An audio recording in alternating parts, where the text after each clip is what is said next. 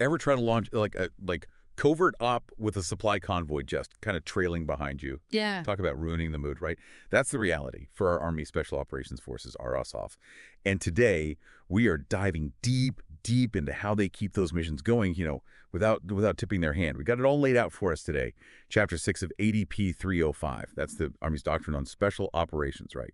And we're going to unpack how these elite units get what they need, where they need it.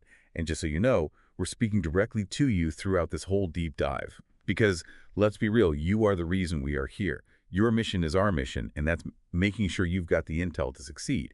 Now, you know as well as I do, logistics are the backbone of any Army operation. But our soft sustainment, well, that's a whole other animal. It really is. What's fascinating here is that it's less about, brute force logistics and more about surgical precision. They, RSOF, can't rely on these massive supply lines or those sprawling FOBs like conventional forces. Exactly. You got to be lean, mean, and almost invisible. It's like they're playing hide and seek, but also running a marathon at the same time. Ha ha, that's a great way to put it. So how do they pull it off? ADP 305 is very clear. Interoperability is key.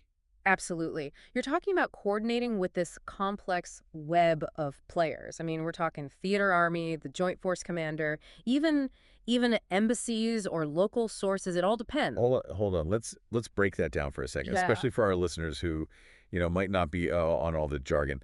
The Joint Force Commander, or JFC, they're essentially the big boss. They're calling the shots for multiple branches of the military in a specific region. Right. And because these RSOF missions often involve joint operations, working hand in glove with the JFC is crucial. It's how they get the resources they need. Yeah, it's like a high-stakes game of chess, and RSOF has to know who to talk to, when to talk to them, and how to get what they need without, upsetting the whole board. It's a delicate dance. For sure. And speaking of key players, we can't forget about the 528th Sustainment Brigade. This is the only unit entirely dedicated to supporting RSOF. And they're not just hauling supplies. We're talking about the 528th thinking several steps ahead, anticipating needs and orchestrating support on a theater-wide scale, playing chess, not checkers, making sure all the pieces are in place for RSOF to achieve those objectives. They're like, what, a dedicated team of logistical ninjas working behind the scenes, I like it. making sure everything runs smoothly. But ADP 305 makes it very clear. The 528th can't do it alone. They rely on a very tailored approach, deploying in small, very agile teams, not those massive formations we often see. Exactly. It's about adaptability, being able to adjust to the specific demands of each mission. I mean, this could be anything from infiltrating a remote village to supporting a hostage rescue in a dense urban environment. And let's not forget about the medical muscle they bring to the table. Yeah. Role 2 medical support, including forward resuscitation and critical care, that's a game changer for those operating in harm's way. Without a doubt, having those specialized medical experts closer to the fight, I mean, it can be the difference between life and death in those situations. Absolutely. It's clear that the 528th is a vital, vital lifeline for RSOF, but Chapter 6, it stresses the importance of proactive planning. You can't just slap together a logistics plan at the last minute, especially not when you're dealing with these kinds of operations. No, you're right. The where and the when are absolutely critical. The operational environment, the phase of the campaign, even the deployment sequence, it all factors in. And here's where it gets really interesting, especially if you've ever had to, deal with setting up a FOB.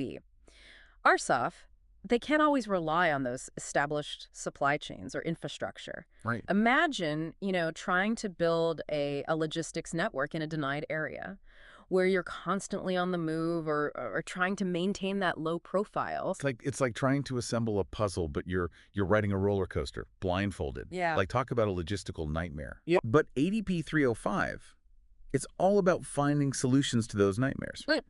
It emphasizes that sustainment has to be, as adaptable and agile as the operators themselves. Exactly. They might be operating in a remote village one day and then a bustling city the next. So Yeah. flexibility is key here. They can't rely on, pre-existing infrastructure. They have to be prepared to kind of build it as they go, often with limited resources and under extreme time pressure. Right.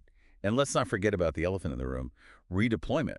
It's not like you can just pack up and head home after a successful mission, Yeah. especially when you're trying to leave no trace. Absolutely. The drawdown is just as critical as the buildup. And the 528th plays a key role in ensuring that smooth and coordinated withdrawal.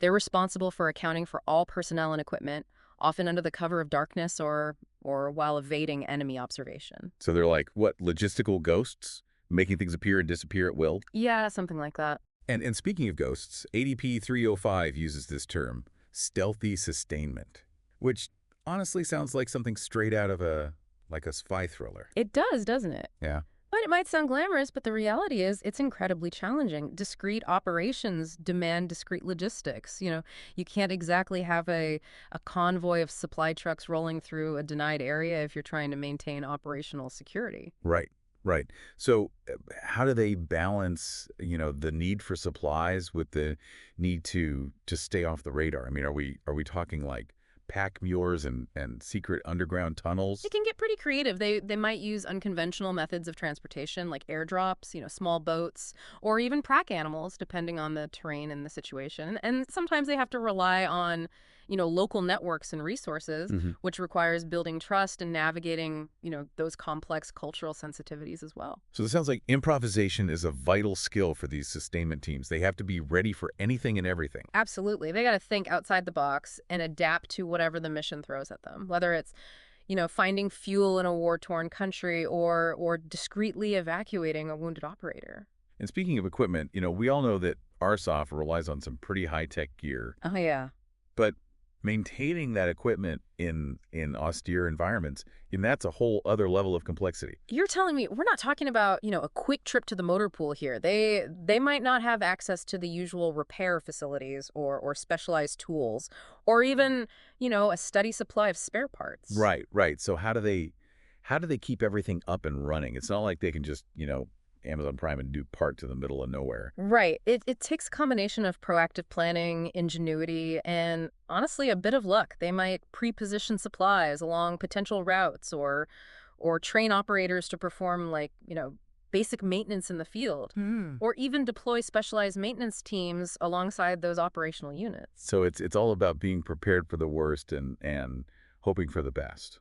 Essentially, yes. And that's where the 528th's expertise really shines. They have, a deep understanding of RSOF's unique equipment needs and can coordinate specialized maintenance support, even in the most challenging environments. It's like having a mobile repair shop that can just like materialize out of thin air. Almost. They really are the unsung heroes of these missions, making sure everything runs smoothly behind the scenes. They are. And to ensure that seamless support, the 528th utilizes what are called liaison elements embedded within the theater special operations commands. Wait, hold on. Liaison elements. Those are like the 528th's like secret weapon, right? You could say that. Think of them as the crucial link between those on the ground who need that support and the operational level planners who can make it happen. They're the ones who bridge the gap, between those RSOF units and the broader sustainment infrastructure. So let me get this straight. If I'm, say, an RSOF operator, deep in some remote location, I can rest assured that the 528th and these liaison elements, they're working tirelessly behind the scenes to make sure I've got everything I need when I need it. That's exactly right. Man, that's got to be a huge weight off your shoulders, knowing that Lifeline is always there. Absolutely. And it really highlights, a critical point that ADP 305 emphasizes throughout this whole chapter. Sustainment, it's not an afterthought. It's not something you just try to figure out after the mission's already kicked off, Right. It's got to be woven into the fabric of the planning process from day one. Yeah, that makes sense. You can't just expect these highly specialized units to operate effectively without that robust and adaptable, support structure. It's like, I don't know, sending a Formula One race car driver into a competition with no pit crew. Exactly. They're not going to get very far. Not very far at all. And that's why understanding these intricacies of RSOF sustainment, it's so vital. And not just for those, in the logistics world, but for anyone involved in special operations. Yeah. Whether you're a planner or an operator or even a commander, you need to be aware of these unique challenges and how the system is designed to overcome them. It all comes back to teamwork. It does. And understanding those interdependencies. At the end of the day, it's about making sure those men and women on the front lines, they have the resources they need to succeed. Exactly. And that's what makes this whole deep dive so important. It's not just about logistics for logistics' sake. It's about providing that critical lifeline that enables RSOF to carry out those often dangerous missions, effectively and most importantly, safely. Well said. Well said. So as we kind of wrap up our deep dive here into this fascinating world of RSoft sustainment, what's the key takeaway you want our listeners to walk away with today? I think the most important thing to remember is that while, RSoF, they might be known for their unconventional tactics and their ability to operate in the shadows, right? Their success is still fundamentally tied to logistics. That ability to get the right supplies, the right equipment, the right support to the right place at the right time. I mean, that's essential for any military operation. But it really takes on, an even greater significance in the world of special operations. Yeah. It truly is the unsung hero of so many missions. And in the case of RSoF, it requires this highly specialized, adaptable, and often quite creative approach. I couldn't agree more. And ADP 305, it gives us a glimpse into that world. It highlights the complexities, the challenges, and the truly, absolutely critical role that sustainment plays in ensuring mission success. Well, I'd say this has been a mission accomplished for us today. We've unpacked a lot, but hopefully we've given you, the listener, a solid understanding of how our soft sustainment operates and why it's so vital. And for those of you who want to explore this, even further, we highly recommend diving into ADP 305 Chapter 6 yourself. You'll gain a much deeper appreciation for the logistical ballet that takes place behind the scenes of every successful RSoF mission. Absolutely. And remember, knowledge is power, Yeah. especially when it comes to ensuring our forces have the support they need to achieve their objectives. Well said. Well said. Until next time, keep exploring, keep learning, and keep asking those deep dive questions. And we'll be here to help you unpack them all.